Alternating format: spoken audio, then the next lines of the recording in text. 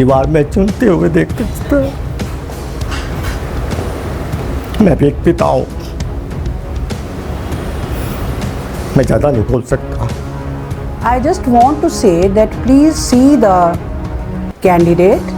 No doubt, party भी important है, लेकिन कैंडिडेट को भी देखना बहुत ज़रूरी है। मैं उन्हीं धन धन सदगुरु तेरा ही आसरा के चरणों में बैठ के कह रहा हूँ, लोक राज को लोक लाज से चराया, जिसमें लज्जा नहीं है, विनम्रता नहीं है, सज्जनता नहीं है, वो कभी अच्छा नेता हो ही नहीं सकता। वोट फॉर माय हस्बैंड, जिनका चुनाव चिन्ह फूल गोभी है। और बेरोजगार मेरे बेटों, आप सभी को मेरा नमस्कार, जय सीताराम, जय माता की, सत श्री अकाल, अस्सलाम वालेकुम और राधा स्वामी धन धन सतगुरु तेरा ही आसरा, जय निरंकार। मित्रों, मेरी ये चुनाव से पूर्व अंतिम और बड़ी भावुक अपील है कि कल प्रातः 7 बजे मतदान प्रारंभ हो जाएगा। प्लीज़ लोकतंत्र को जीवित रखने के लिए, जनतंत्र को बचाने के लिए प्लीज़ प्लीज़ प्लीज़ घर से बाहर निकलिए। एक किसान देखता है कि गर्मी है क्या सर्दी है, और एक हमारा जवान सियाचिन में रहता है, वो देखता है कि सर्दी है कि नहीं। मृत हो जाता है देश की सेवा के लिए, मृत हो जाता है, शहीद हो जाता है देश के लोकतंत्र को बचाने के लिए। ऐसे ही हमारा किसान गर्मी सर्दी नहीं देखता, रात के 12-12 बजे तक खेत में जा कर के आप लोगों का पेट भरने के लिए, लोकतंत्र को बचाने के लिए काम करता है। तो क्या हम नहीं कर सकते? कर सकते हैं ना। निकलिएगा ज़रूर, मतदान 100% कीजिएगा। आपकी बार 100%। ये जो परंपरा चल रही है ना 30-40 30-40, नहीं, यही अनुचित है। निकलेंगे ना, वायदा जवानों के लिए, शहीदों के लिए, किसानों के लिए, अपने उज्ज्वल भविष्य के लिए। और मेरा चुनाव निशान है फूल गोभी। मैं आज़ाद उम्मीदवार हूँ, ये खाइएगा ज़रूर। और बैलेट पेपर पे 18 नंबर पे है ये। बिना सोच के समझे लोकतंत्र को बचाने के लिए आपका हक है, आपका, जी हाँ, आपका हक है। एक आम आदमी से अभिप्राय झाड़ू वाली आम आदमी नहीं, केवल जनसाधारण, रेडी वाला, रिक्शा वाला, छोटा छोटा आदमी वो चुनाव लड़े, यही तो मैं चाहता हूँ। और उसका प्रति स्वरूप बन करके मैं चुनाव लड़ रहा हूँ, और मेरा निशान है फूल गोभी। मित्रों, मैं हाथ जोड़ के आपसे प्रार्थना करता हूँ कि मैं सामाजिक व्यक्ति हूँ, सोशल वर्कर अंग्रेजी में जिसको बोलते हैं। मैं आपसे एक बात पूछना चाहता हूँ, अपने हृदय पे हाथ रख के बोलिएगा, पूछिएगा अपने आप को। जब जब देश पे संकट आता है, जब जब देश पे, भगवान करे कभी संकट ना आए, क्या ये हमारे विधायक मिलते हैं? क्या ये हमारे सांसद मिलते हैं? क्या ये हमारे मंत्री, मुख्यमंत्री मिलते हैं? 4 दीवारें में बैठ के, बहनों भाइयों, आपको ऐसा करना चाहिए, आपको वैसा करना चाहिए। और हद तो तब होती है साहब। एक मुख्यमंत्री कह रहे थे कर्मचारियों को, कल मतदान है, आज कह रहे हैं कि जो तुम गलत काम कर रहे हो रुक जाओ। 4 जून थारा और उसके बाद मारा, उसके बाद क्या करोगे? अरे जो तुम पहले करते आए हो, लाठियाँ चलाओगे। ये देश की जनता अब डरने वाली नहीं है। मैं एक बात ज़रूर आपसे कहूँगा, जब ये दमन की नीति आती है ना सत्ता में, खिंड भिंड हो जाती है सारा कुछ। अटल बिहारी वाजपेयी जी को प्रणाम, जो ये बोलते थे, क्योंकि वो सामाजिक व्यक्ति थे, राजनीतिक बाद में थे। मैं जिन जिन व्यक्तियों का वर्णन करने वाला हूँ, उल्लेख करने वाला हूँ, वो राजनीतिक बाद में रहे हैं, सोशल पहले रहे हैं। हर घर में आज भी निवास करते हैं। आज भी अटल बिहारी वाजपेयी जी दिवंगत, मैं प्रार्थना करता हूं कि आए वो, और उन्हीं के स्वरूप में उनके चरण वंदन करके मैं चुनाव लड़ रहा हूं, जो कहते थे कि सत्ता डंडे से नहीं चलती, राज धर्म से चलती है। राज का धर्म, और राज का धर्म क्या है? बाहर निकलिए, मेरे जैसे आदमी को ये फूल गोभी इसका निशान बनाइए। मैं उनकी चरणों में बैठ के कह रहा हूं कि उनकी ही अनुपालना करूंगा। राज धर्म को धर्म की दृष्टि से, वो धर्म की दृष्टि नहीं जो वर्तमान में चल रहा है, राज धर्म को धर्म की दृष्टि से, राज धर्म की दृष्टि से निभाऊंगा। अटल जी का स्वप्न पूरा करूंगा। अब आ जाइए लाल बहादुर शास्त्री पे। मरने के बाद भी उनके बेटों ने उनकी कार की किस्तें चुकाई हैं। आज कोई है? अब आ जाइए महात्मा गांधी जी पे, जिन्होंने इस देश को स्वतंत्र करवाया। आज लोकतंत्र अगर जीवित है तो महात्मा गांधी जी के कारण। अब आ जाइए लाला लाजपत राय पे।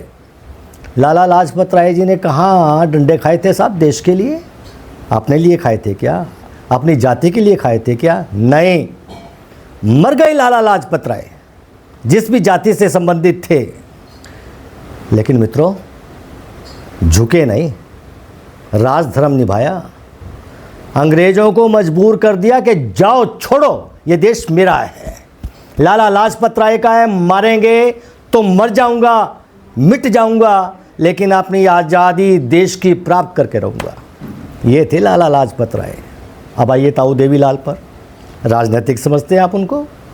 कदापि नहीं।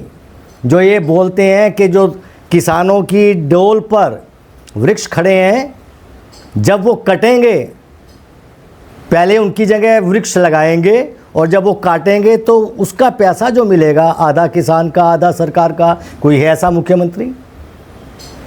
और गर्भवती महिलाओं के लिए सरकारी अस्पताल में शिशु को जन्म देने के बाद वो पहले मुख्यमंत्री जिन्होंने कहा कि इनके स्वास्थ्य का देख रेख सरकार करेगी। 1 किलो घी और भी जो वो सामग्री जिससे महिला शिशु को जन्म देने के बाद कमजोरी आ जाती है ना, वो ख्याल रखते थे। कोई है ऐसा मुख्यमंत्री? मैं उनका पालन कर रहा हूँ। उनकी संतान नहीं कर रही है, मैं उनका पालन कर रहा हूँ। संतान तो अगर ठीक होती तो आज वर्तमान में जो, अब आ जाइए मान्यवर कांशीराम जी के पास। कांशीराम जी घर घर जा कर के, उनके पास कौन से हेलीकॉप्टर होते थे? उनके पास तो कार भी नहीं थी। और केवल लोग जो इस प्रकार का संदेह करते हैं कि साहब वो अपनी जाति विशेष के लिए काम करते थे, किसने बोल दिया? उत्तर प्रदेश में अगर सरकार बनी तो एक जाति विशेष की सरकार बनी क्या? नहीं, सभी जातियों को साथ लेकर के चलने वाले मान्यवर कांशीराम, 5 आदमियों के बीच में उनके अधिकारों के प्रति सजग करने वाले मान्यवर कांशीराम। मैं कांशीराम जी को दंडवत प्रणाम करता हूँ, दंडवत। और उनके पद चिन्हों पे चल के घर घर जा कर के वोट मांग रहा हूँ। पैदल चल कर सुबह निकल जाता हूँ, गिड़गिड़ाता हूँ, अपने लिए नहीं, लोकतंत्र को जीवित रखने के लिए। वही अपील मैं करता हूँ कि मेरा चुनाव निशान फूल गोभी है। कल जाइएगा ज़रूर, और 18वें नंबर का बटन दबाना है, गोभी का फूल का बटन। तो देखिएगा आप, कांशीराम जी के सपनों को हम पूरा करेंगे। अब आप और ऐसे ऐसे नेताओं के पास आ जाइए जिन्होंने इस देश की मर्यादा को रखा है। और मैंने पहले कहा कि मैं सामाजिक कार्यकर्ता हूँ, सोशल वर्कर हूँ। लॉकडाउन हुआ, 2 साल के लिए देश बंद रहा, पूरा विश्व बंद रहा। बताइए कौन सा नेता आया था? मैं जब लोगों के बीच में गया, एक सैनिक का फ़ोन आया, साहब प्रणाम, सैल्यूट उस सैनिक को, अगर वो वीडियो देख रहा है तो। वो उसका फ़ोन आया मेरे पास, I don't know from where he got my mobile number. बोला प्रधान जी। मैंने कहा भैया मैं प्रधान नहीं हूँ, अश्विनी बोल रहा हूँ। कहता जी मैं जानता हूँ, हमारे विधायक कहाँ हैं, हमारे सांसद कहाँ हैं, और हमारे मुख्यमंत्री और सरकारें कहाँ हैं, और हमारे जिला अधिकारी कहाँ हैं, पुलिस अधिकारी कहाँ हैं, वो क्या कर रहे हैं? मैंने कहा वो कर रहे हैं, जिलाधिकारी उपायुक्त महोदय वातानुकूलित कक्ष में बैठ के जो लोक मंडल हैं, सामाजिक संस्थाएं हैं, उनको निर्देश देती हैं। आप ऐसा कीजिए, आप वैसा कीजिए, आप ये कीजिए और आप वो कीजिए, तुम क्या करोगे? मैं आपके माध्यम से पूछना चाहता हूँ, लॉकडाउन को याद करें। कैथल में 28 संस्थाएं हैं और पूरे देश में जितनी संस्थाएं थी, घर घर जाकर के खाना बांटा है, अपना मुंह लपेट करके।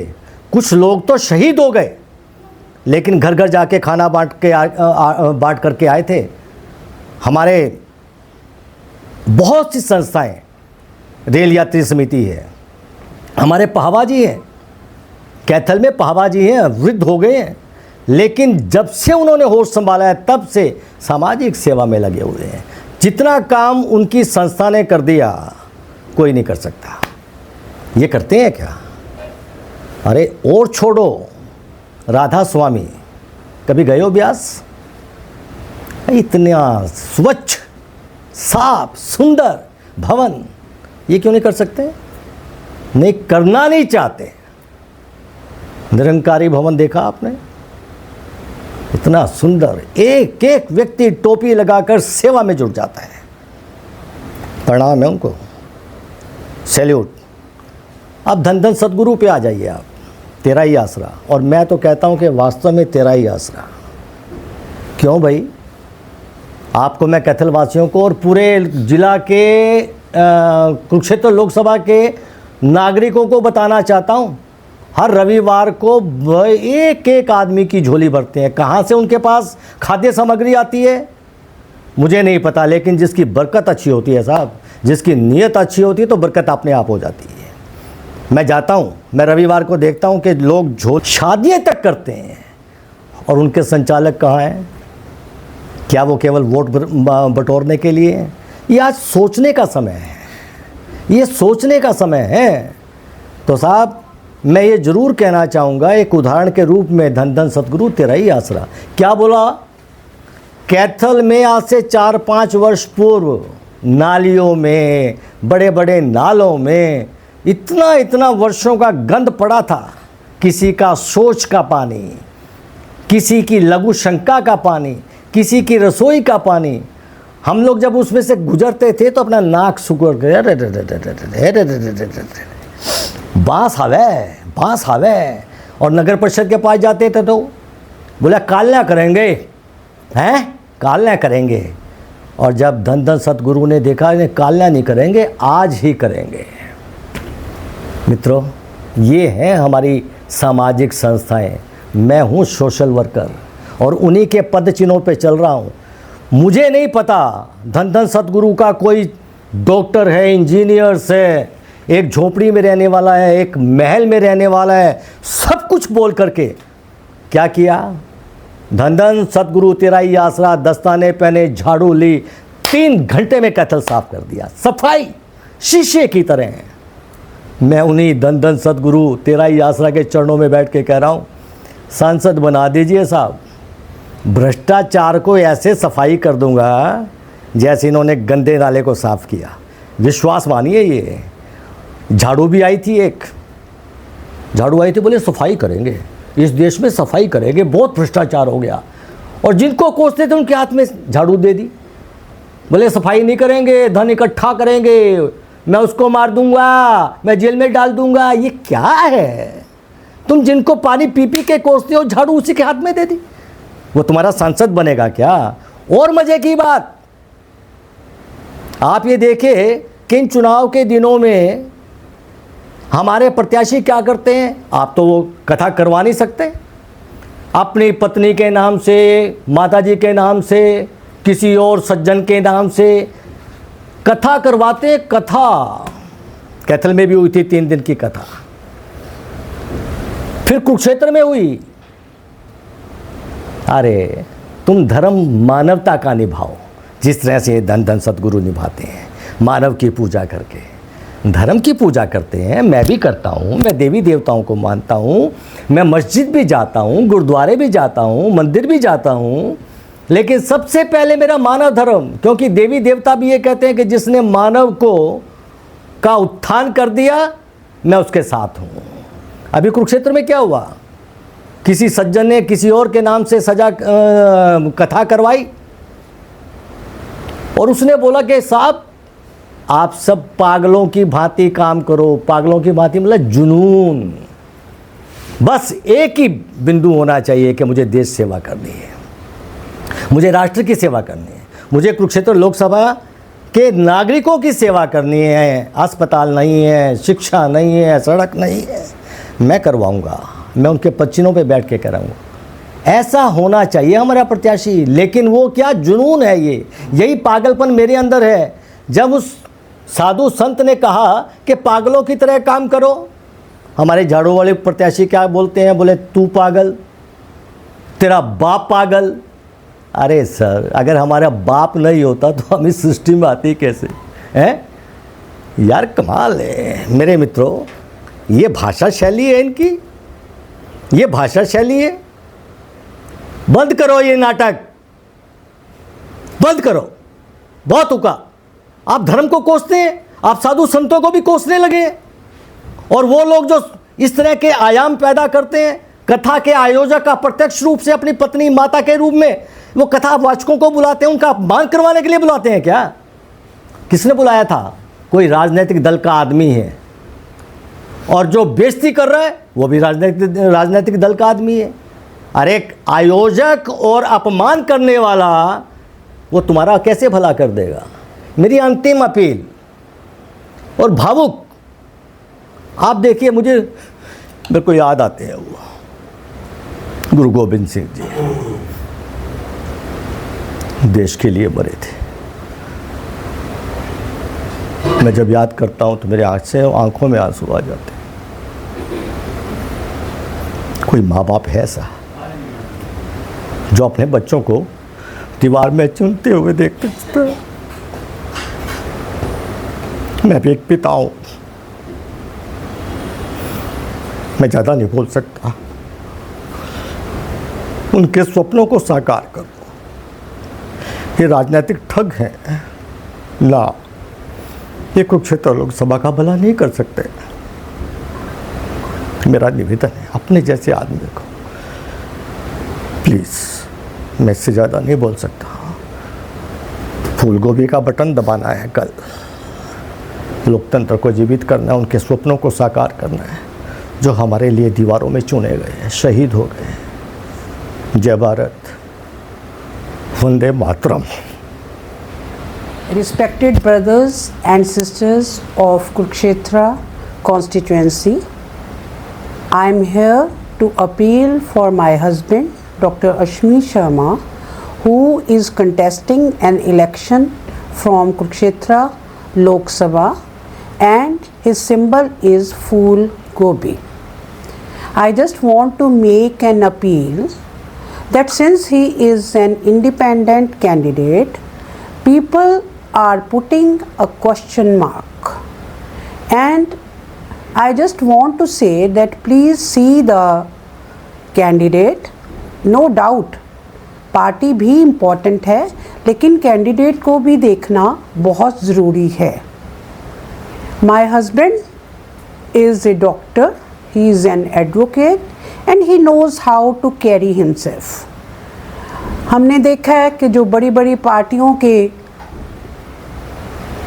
प्रत्याशी हैं, नवीन जिंदल जी हैं, सुशील गुप्ता जी हैं, दीपक हैं और अभय चौटाला जी हैं, सबके पास बहुत अच्छी पार्टियां हैं। लेकिन क्या आप जानते हो कि उनके ऊपर FIR है? उनका रिकॉर्ड देखो। मैं आपसे ये कहना चाहती हूँ कि एक आम आदमी भी ऊपर उठने का सपना देख सकता है, लेकिन मैं एक चीज़ देख रही हूँ समाज के अंदर कि सब जन इस चीज़ के लिए अश्विनी जी को वोट नहीं करना चाहते क्योंकि उनके पास पार्टी नहीं है। हम मिडिल क्लास फैमिली हैं, हमारे पास बहुत धन नहीं है, लेकिन मेरे हस्बैंड के पास बहुत आत्मबल है, उनका दृढ़ संकल्प है और वो जनता की सेवा करने के लिए। हमारा इरादा पैसा कमाना नहीं है, पैसे से सत्ता, फिर सत्ता में आके पैसा कमाना, ये ध्येय नहीं है। हम सिर्फ गरीब लोगों की सेवा, मज़दूरों की, असहाय लोगों की हेल्प करना चाहते हैं। When I used to teach, I was a lecturer in DAV College Chika. I used to teach American Dream, that from rags to riches formula.